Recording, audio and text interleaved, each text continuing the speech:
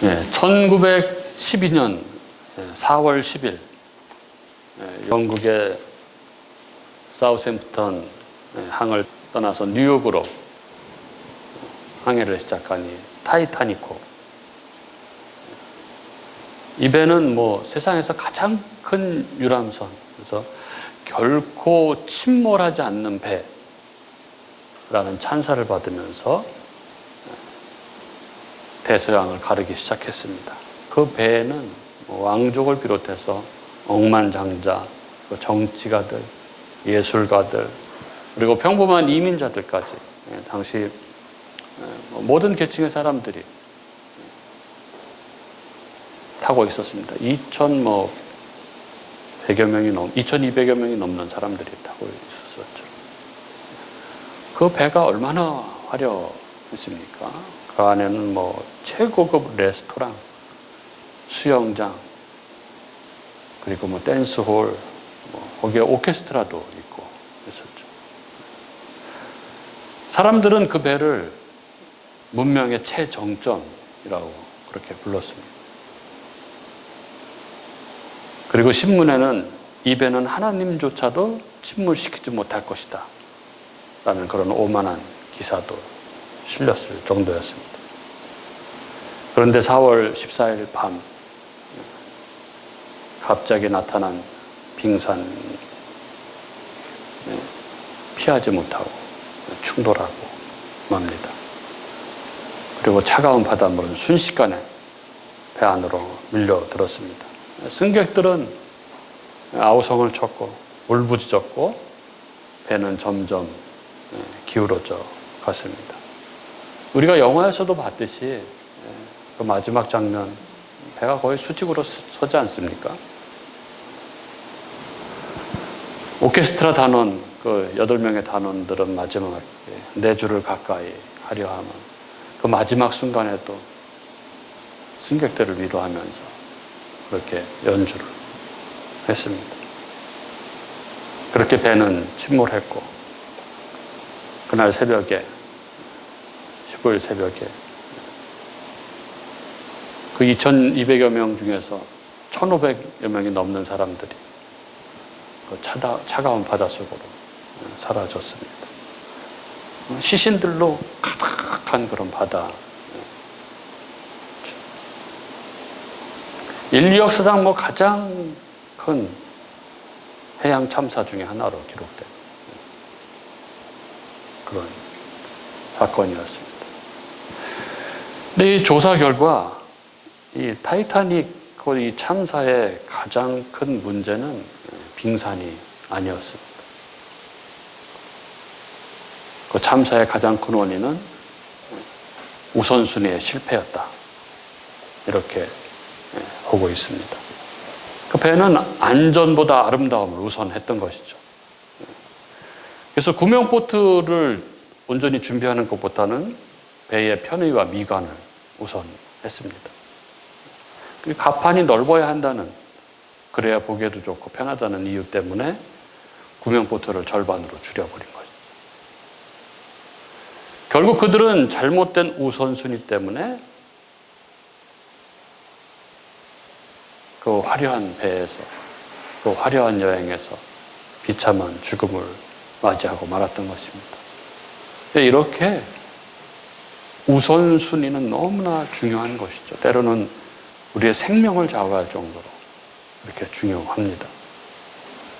그리고 우리는 오늘 본문 안에서도 우선순위의 중요성을 우리는 보게 됩니다. 예수님이 승천하신 뒤에 제자들도 선택의 순간에 서 있었습니다. 이제 무엇을 해야 할까? 어디로 가야 할까? 그런데 그들이 한 행동은 오늘날 우리들에게, 우리 교회에게, 우리들 성도들, 우리 교회의 우선순위가 무엇인지를 아주 잘 보여주고 있습니다. 오늘 말씀 안에서 주님의 음성이 들려지는 귀한 은혜가 있기를 바랍니다. 오늘 본문 첫 번째 절은 이렇게 시작하죠. 제자들이 감람원이라 하는 산으로부터 예루살렘에 돌아오니 이렇게 적고 있습니다.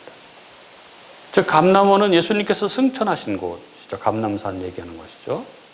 제자들은 이제 그 승천의 현장에서 삶의 자리로 돌아왔습니다. 승천 현장이라는 곳이 믿을 수 없는 신앙의 기적을 경험한 곳이라고 한다면 이제 그 놀라운 신앙 체험의 장소에서 평범한 그들의 삶 속으로 돌아온 것입니다. 이제는 삶의 현실이 그들 앞에 놓여 있습니다. 그런데 이렇게 평소의 삶으로 돌아온 이들이 무엇을 했다고 적고 있습니까? 12절에 그들이 예루살렘으로 돌아와서 13절에 다락방으로 올라가서 14절에 기도했다. 이렇게 기록하고 있는 것이죠. 이들이 왜 이렇게 했을까요? 그것은 주님께서 하신 말씀 때문입니다. 4절에 보면은 예수님께서 예루살렘을 떠나지 말고 내게서 들은 바 아버지께서 약속하신 것을 기다리라 이렇게 말씀하셨습니다. 예수님께서는 승천하시기 전에 이미 그들에게 예루살렘을 떠나지 말라고 말씀하셨고 예루살렘을 떠나지 말아야 하는 이유는 아버지께서 약속하신 것을 기다려야 했기 때문이었습니다.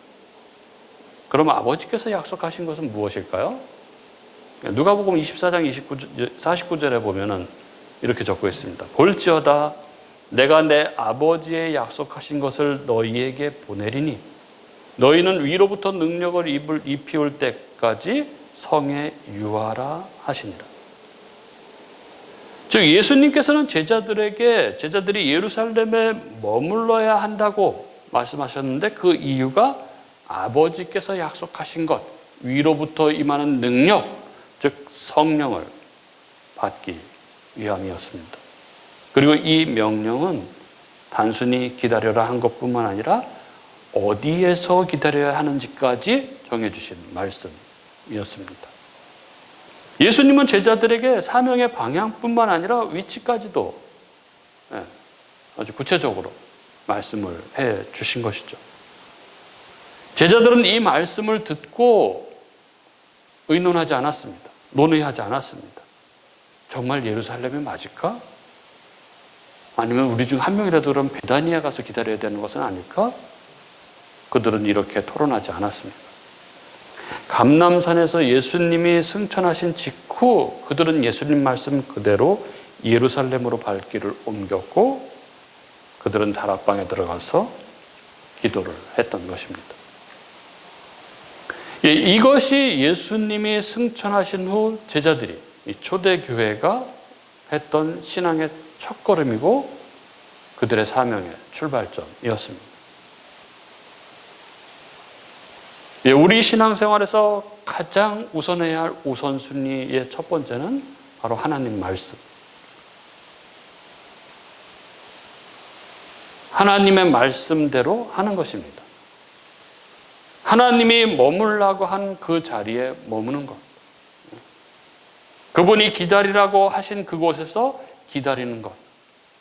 곧 하나님 말씀대로 순종하는 것이 신앙의 가장 우선순위입니다.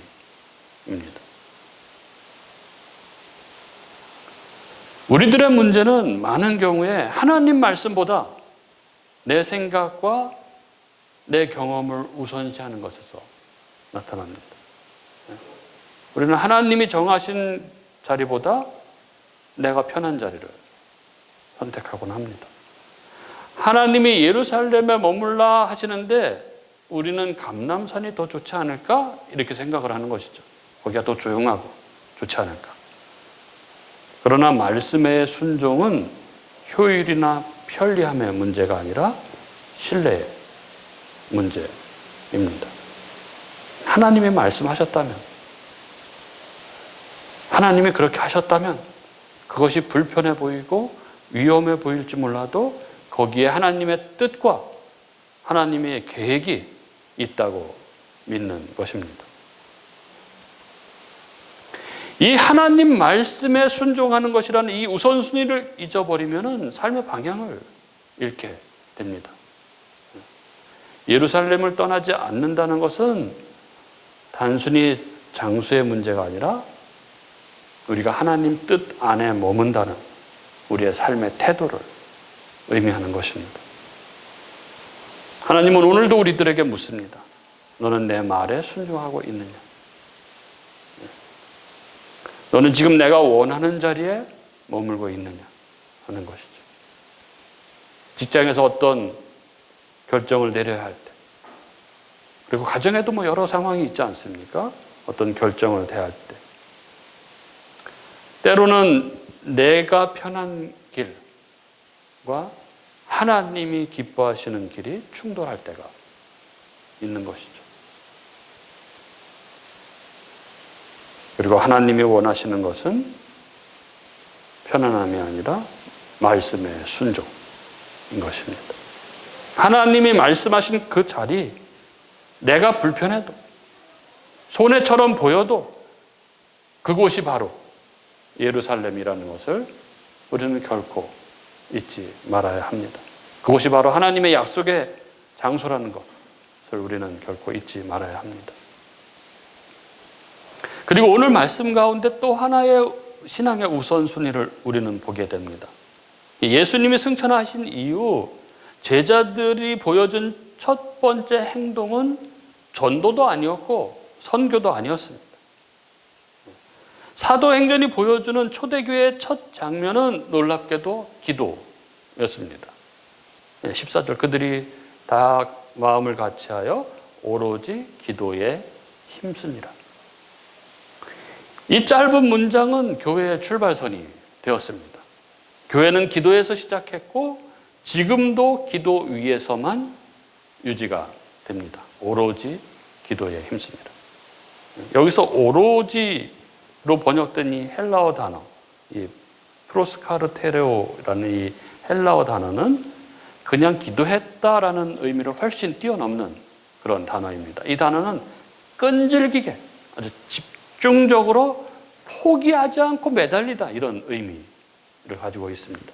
마치 누가복음 18장에 그 불의한 재판관에게 끊임없이 찾아갔던 그 과부처럼 끝까지 놓지 않는 기도를 의미하는 것이죠. 이 제자들은 예수님이 승천하신 후 예수님께서 약속하신, 말씀하신 이 아버지께서 약속하신 것, 곧 성령을 기다리며 끈질기게 기도를 했던 것이죠. 그들이 모든 것에 앞서서 한 것, 그들의 행동의 우선순위는 바로 기도였습니다. 그래서 사도행전을 보면 모든 큰 사건들 앞에는 다 기도가 있습니다. 이 이후에 바로 이 기도한 이후에 오순절 성령 강림 사건이 임하는 것이고, 또 베드로의 설교, 그 놀라운 3,000여 명이 그 자리에서 회개하고 주님 앞에 돌아오는 그 일 앞에서도 기도가 우선됐었고, 그 놀라운 일, 베드로가 그 감옥에서 문이 열리고 막 나오게 되는 그 사건 앞에서도 교회의 기도가 있었습니다.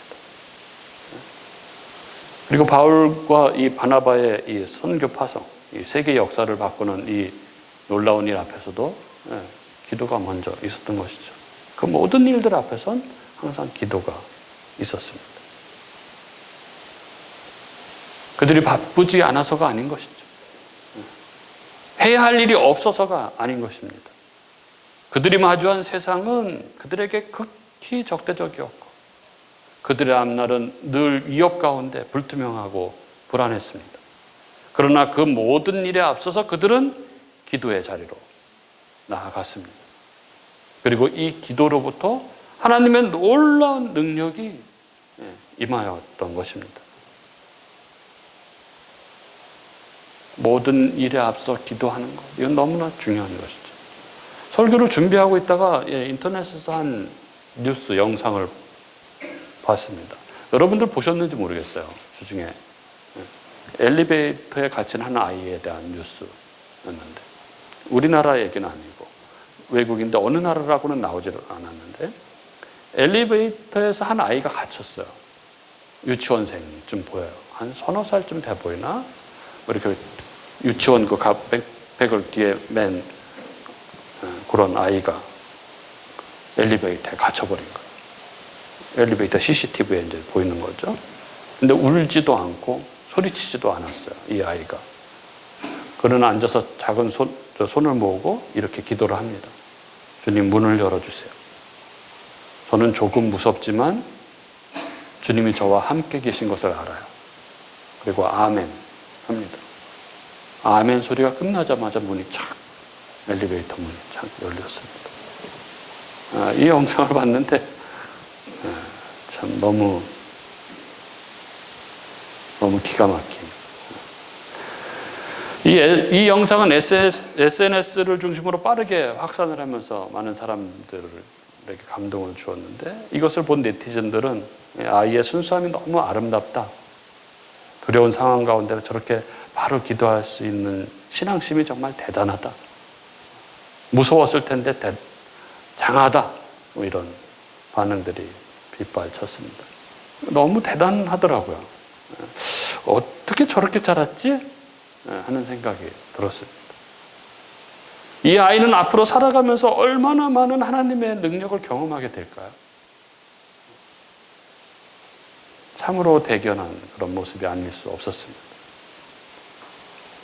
사랑하는 우리 교우 여러분, 나의 하루의 첫 행동은 기도로 시작하고 있습니까?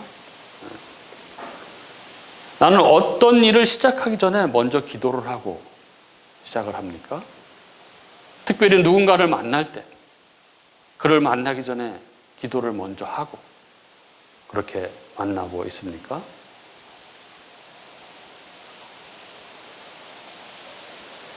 우리가 언제나 가장 먼저 해야 할 일, 우리의 우선순위는 기도여야 합니다. 그때 우리의 삶의 자리에 하나님의 임재를 우리는 경험하게 되고 하나님의 영광을 우리는 보게 되는 것입니다. 그리고 오늘 말씀에서 우리가 주목해야 하는 것이 하나 더 있습니다. 성도, 교회의 우선순위의 또 하나의 중요한 것. 그것은 바로 공동체라는 것입니다. 예수님이 승천하신 직후 제자들은 흩어지지 않았습니다. 그들은 한 마음으로 예루살렘으로 돌아와서 다락방에서 함께 모였습니다. 그들이 들어가 다락방에 올라가니 이렇게 적고 있죠. 이 한 구절은 초대교회의 시작을 보여주는 상징적인 장면입니다. 예수님이 떠나신 지금 그들은 리더십의 큰 공백을 느꼈고 그 안에서 불안감을 느꼈을 것입니다. 스승은 사라졌고 세상은 너무나 위협적이고 그들의 앞길은 불투명했습니다. 이럴 때 대부분 사람들은 흩어지고 말이죠. 각자의 방식으로 생존을 모색하고 각자가 생각하는 안전지대로 도망치고 싶어 하죠. 그런데 제자들은 그렇게 하지 않고 함께 모였습니다. 그들이 선택한 것은 개별적인 행동, 즉 도피가 아니라 연합이었습니다. 신앙의 위기 속에서 그들은 혼자를 선택한 것이 아니라 함께 있는 것을 선택했습니다. 성경은 그들이 모인 다락방의 모습을 아주 구체적으로 묘사합니다. 13절에 보면 그들이 유하는 다락방으로 올라가니 베드로, 요한, 야고보, 안드레와 빌립, 도마와 바돌로메, 마테와 및 알페오의 아들 야고보, 셀로신 시몬, 야고보의 아들 유다가 다 거기 있어. 이렇게 적고 있죠. 왜 여기에 성경은 다시 제자들의 이름을 이렇게 쭉 나열하고 있는 것일까요? 이미 복음서에서 여러 번 본 이름들입니다. 그러나 누가는 다시 한번 그들을 한 사람씩 불러내서 공동체 안에 이렇게 세웁니다. 이유는 분명하죠. 예수님의 부활 이후 그들은 더 이상 각자의 제자들이 아니라 하나의 공동체가 되었기 때문입니다. 복음서 속에서의 제자들은 개별적으로 행동했습니다. 서로 경쟁했습니다. 누가 크냐를 놓고 싸웠습니다. 누가 예수님 곁에 있을 것이냐를 두고 다투던 사람들이었습니다. 그러나 그들은 달라졌습니다. 예수님의 십자가와 부활 그리고 예수님의 승천을 경험한 그들은 이제 자기 각자의 자리가 아니라 공동체의 자리를 먼저 하는 자들로 바뀌었습니다. 이제 그들에게 중요한 것은 나 개인이 아니라 우리였습니다. 다락방은 그들의 회복의 공간이자 교회의 첫 예배 처소가 되었습니다. 거기서 그들은 기도하고 함께 말씀을 묵상하고 서로를 위로했습니다. 이렇게 교회가 이 땅에 태동하게 된 것입니다. 오늘 우리의 신앙도 이 질문 앞에 설 수 있어야 합니다. 나에게 우선순위는 나인가 공동체인가 하는 것이죠. 나는 공동체의 자리로 들어가고 있는가. 그리고 그들이 함께 할 수 있었던 이유, 그 근거는 무엇일까요? 교회가 한 마음으로 같이 할 수 있었던 그 이유는 무엇인가요? 하나님은 사람을 다양하게 지으셨습니다. 우리 중 누구도 서로 같지가 않죠. 누구를 만나더라도 다 나랑 똑같은 사람은, 나랑 똑같은 생각을 하는 사람은 만날 수가 없습니다. 부부도 생각이 다 다르지 않습니까? 한 가족도 다 생각이 다릅니다. 엄마, 아빠, 딸 생각이 다 다르죠.